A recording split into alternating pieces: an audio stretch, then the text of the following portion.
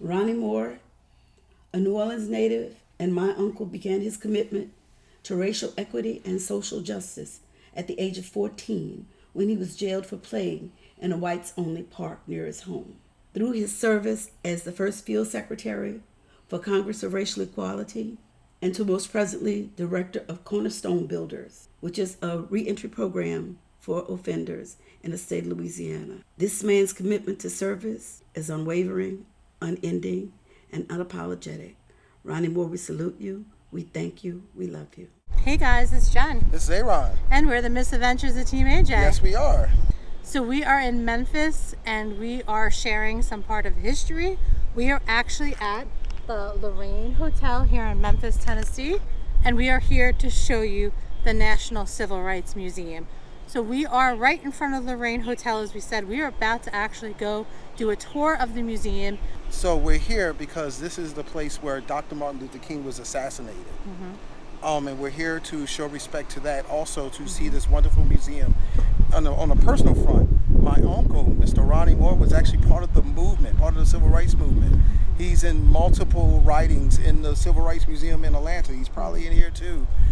And for me, this is personal because my family had a direct impact on making it so all men, women, children have the same rights, no matter what your color or your creed or your religion or whatever in this country. So with that said, let's have a great time. Let's show everybody, and maybe you will learn something with us today. Yes, and we're so happy we get to bring this to you. This is something me and him, as one of our trips to Nashville that we go to, we always wanted to stop in Memphis and see this historical place. So we're excited to bring it to you, and we hope you enjoy, and we hope you learn a lot as well. So look, they kept the facade completely of the Lorraine Motel. The motel is a living monument, a living tribute to Dr. Martin Luther King and the civil rights movement as a whole. They have a walk of faith here and some dedication to the honors of the different people who donated or were impactful in the movement. And here is the location that he was coming out of. When you see the picture, the famous picture of him balcony there,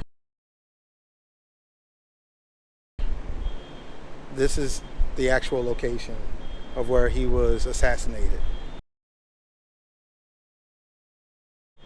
And they have a plaque here too, telling you Martin Luther King, born January 15, 1929, died April 4th, 1968. He was the founding president of the Southern Christian Leadership Conference. They said one to another, "Behold, here cometh the dreamer. Let us slay him, and we shall see what will become of his dreams." Genesis 37, verse 19 through 20. And this is a plaque explaining what happened in the balcony of 306. And this is the picture I was referring to from Time and Life, or Time Life magazine, where they actually showed where the bullet came from. And these are the two white cars that were there as well. And they're talking about the memorial march after Dr. King's death. And he was here because of a strike that was going on here for workers. And Dr. King was a big believer in unions and labor and the rights of the worker. And this is explaining the Lorraine Motel, originally the Windsor Hotel, and it was one of the few hotels for African Americans. It hosted such entertainers as Cab Calloway, Aretha Franklin, Count Basie, B.B. King, and Nat King Cole. Walter and Laurie Bailey bought it in 1942, renaming it the Lorraine. Dr. Martin Luther King Jr. was assassinated outside room 306 on April 4th, 1968, making it a symbol for the civil rights movement. In 1982, a local nonprofit group saved the site from foreclosure for use as America's first civil rights museum. Before we go further, we wanted to let you know that the Lorraine Hotel did not allow any video to be taken while we were there filming. So in turn, we had to take still shots. So as we go along, we will try to explain to you what's going on in each section of the experience that we're having here. For example, right now, these pictures are showing the effects of Jim Crow from the late 1880s to 1954. So follow along and we will be back with you shortly.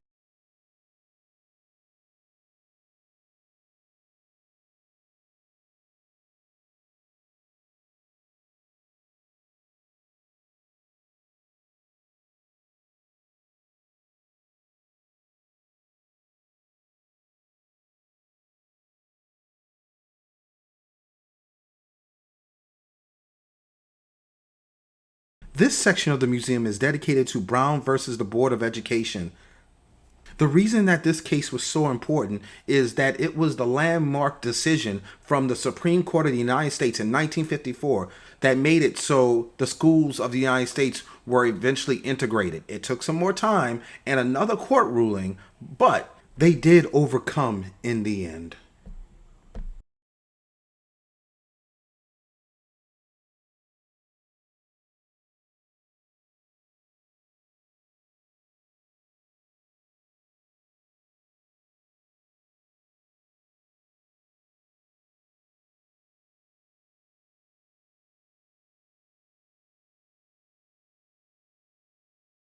The section we are in now is dedicated to the Montgomery Bus Boycott. This boycott is where the actual legend of Rosa Parks was born. On December 1st, 1955, Miss Parks was sitting in a section that black folks were allowed to sit in. Even though black folks were allowed to sit in that section, a white man came up to her and asked her to move, and the bus driver that she had a previous run-in with actually tried to force her to move as well. She refused to move, and in that instance, they wind up summoning the police, and she was fined and arrested for not wanting to move. Her actions are what started the Montgomery Bus Boycott. And she only did it, to quote her, it wasn't because her feet was tired. It was because she was tired of having to deal with everything in her life when it comes to the segregation and the injustice of society of the time. And this boycott led to another spoke on the wheel that made it so every man in this country could have the freedoms that they have today.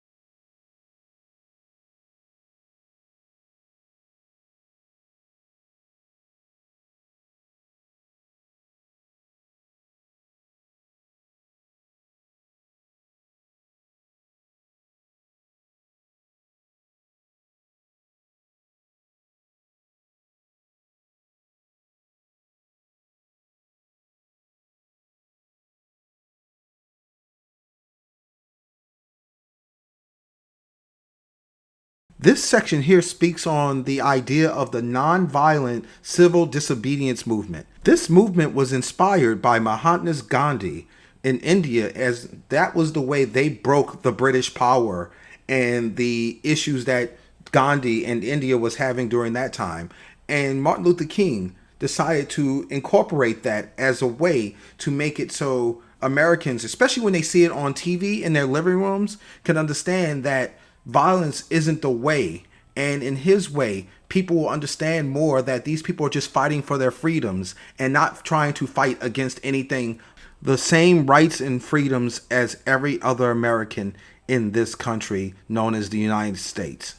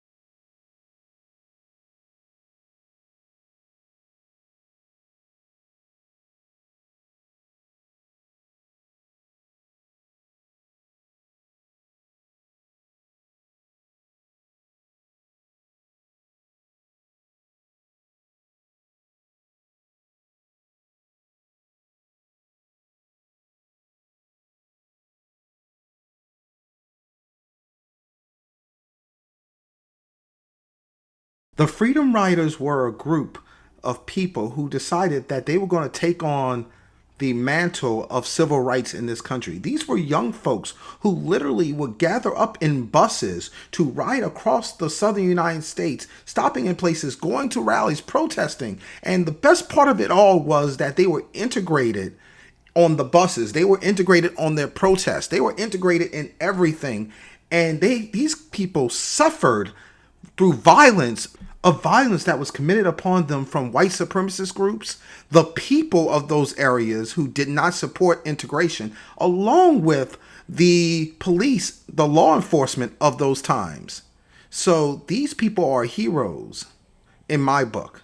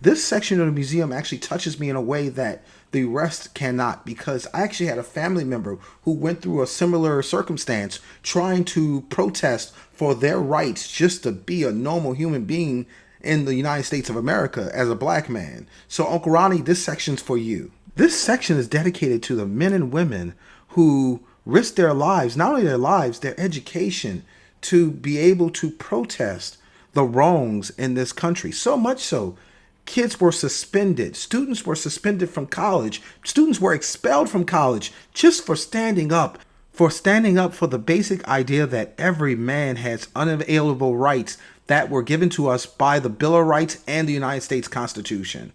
So thank you to everybody who sacrificed. We, as Team AJ, love you and appreciate all of you. And once again, thank you, Uncle Ronnie Moore, for being one of those fighters.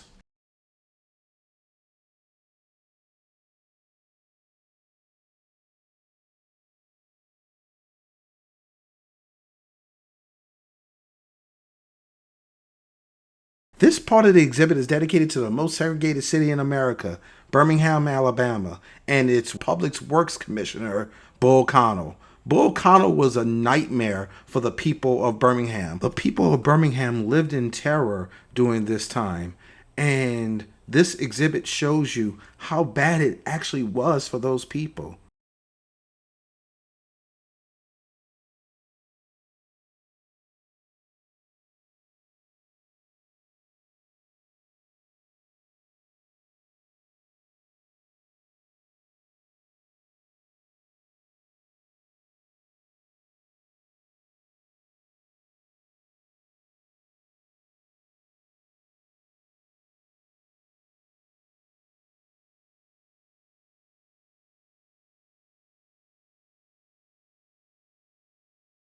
Now we are in the section dedicated to the March on Washington.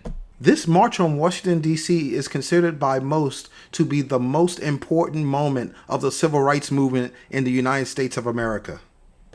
as it is credited in inspiring the passing of the Civil Rights Act of 1964 and the Voting Rights Act of 1965. During the demonstration in Washington, D.C., Dr. King gave his most memorable speech, the I Have a Dream speech, which I'll play a little bit right here. I have a dream that one day this nation will rise up and live out the true meaning of its creed. We hold these truths to be self-evident, that all men are created equal. We are now headed into the Freedom Summer movement. The Freedom Summer movement was actually a movement based on helping black folks to be able to vote in Mississippi. In Mississippi at one time, you had to fill out a 21 question form, and that form was based on the Mississippi Constitution. The only problem with that is that white people did not have to actually go through the same requirement to be able to vote in Mississippi. So the Freedom Summer movement actually educated these people to the point that they needed to be able to pass the questionnaire and be able to vote. Thank you to everyone who was a part of that movement.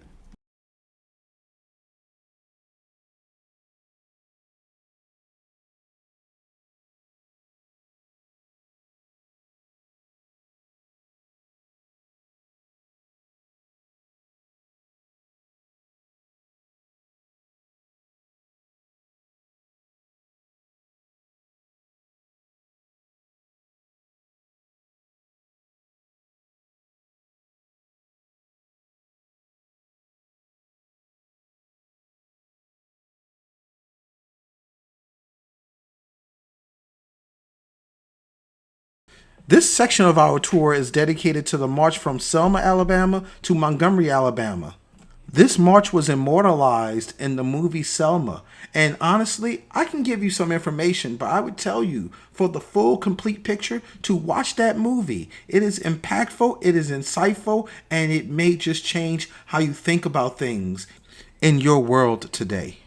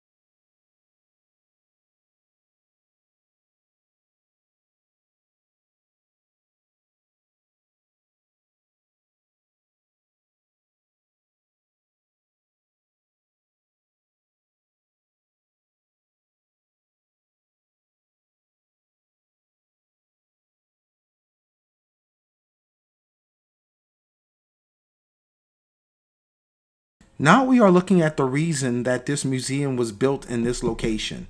This is the room 306, where Dr. Martin Luther King was assassinated. He was assassinated stepping out of this room on the balcony in front of this room. And at this museum, you're actually able to peer inside the room as it was set up, and it was fully restored to look this way as it was in 1968 during the day of his death. We are going to let you just look at the pictures and you can take it in for yourself, because I don't think my commentary or any other commentary can do it justice for how impactful and powerful this can feel for you.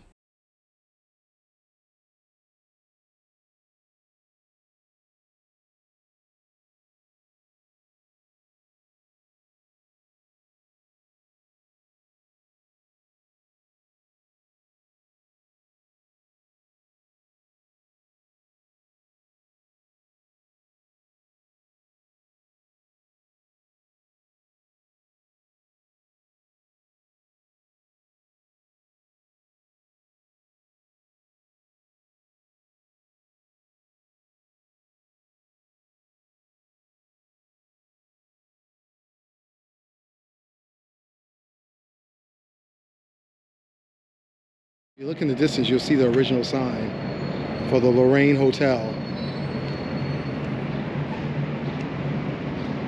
Now we're going into the National Civil Rights Museum, The Legacy, at the Young and Morrow Building and Boarding House. And in the gate to stop you from going in when they're closed, it says, "I may not get there with you, but I want you to know that we will, as a people, will get there to the promised land." Reverend Dr. Martin Luther King, Mountaintop Speech, April 3rd, 1968, Memphis. The window you see here is from inside the Legacy building. This window is believed to be the window that was opened by the person who assassinated Dr. Martin Luther King to commit his assassination in 1968. It is believed that the gun was stuck out this window and trained right on the balcony. As he came out the door, they were able to shoot him with this direct shot you see here.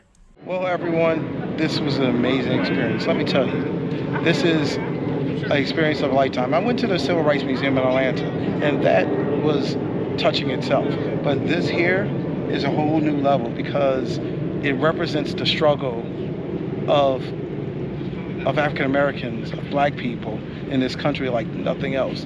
And I'm sorry, I'm getting a little emotional because